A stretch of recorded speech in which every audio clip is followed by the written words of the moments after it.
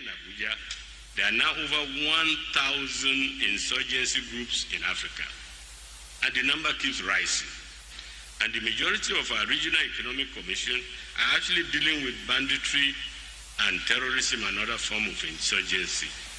Professor Gambari's statement draws from a new study by the African Research Network for Regional and Global Governance Innovation, also known as ANUMDI. The report reveals that insurgency is now widespread in 5 of Africa's 7 sub-regions, with over 10 million illegal weapons circulating in the Sahel alone, adding fuel to the inferno. For example, Libya, there's about 28 insurgent groups. In Egypt, there are about 10-15. Don't you talk about Burkina Faso, Mali, Niger. Chad has almost 25 to 30. We are concentrating on the major one, which is Boko Haram and all that. But there are small splinters in Nigeria that we can be counting up to 8, 10. The findings cast doubt on Africa's goal of silencing the guns by 2030 and raise questions about what fuels insecurity across the continent. And the simple fact is that governments in the region are failing. My worry is that if nothing seriously is done seriously, then we could see a replication of what happened in Syria, where non-state actors emerged and seized governance, or in Afghanistan. There seems to be what we call the second scramble for Africa.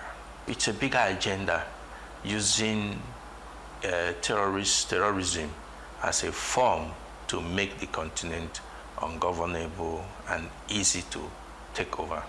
Of course, you cannot rule out foreign influence, but the foreign influence is only to actually promote their own interests. What's their interest? Their interest is to mining, natural resources.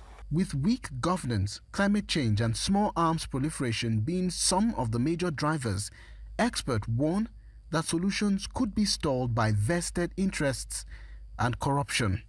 Some of the foreign policies or some of the masters of these countries in Africa do not agree. So definitely they are going to work against it. Our resources are being exploited significantly, and as long as it is not in their interest for this type of unity, it needs to be very difficult to achieve that. We need to speak to our political leaders so that they provide good governance, which will now allow the military and the other security forces to create the right environment that we want.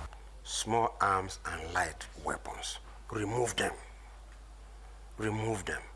Because the incentive for insurgency is free flow of arms and ammunition. And we must strengthen our influence on all these various ungoverned species. The warning by Professor Gambari definitely draws reasonable fears, but it also reaffirms the urgency for Africa to act. Now, experts agree that without stronger cooperation, inclusive governance and investment in young people, the continent's goal of silencing the guns by 2030 will remain elusive. In Abuja for News Central, Sagir Ibrahim.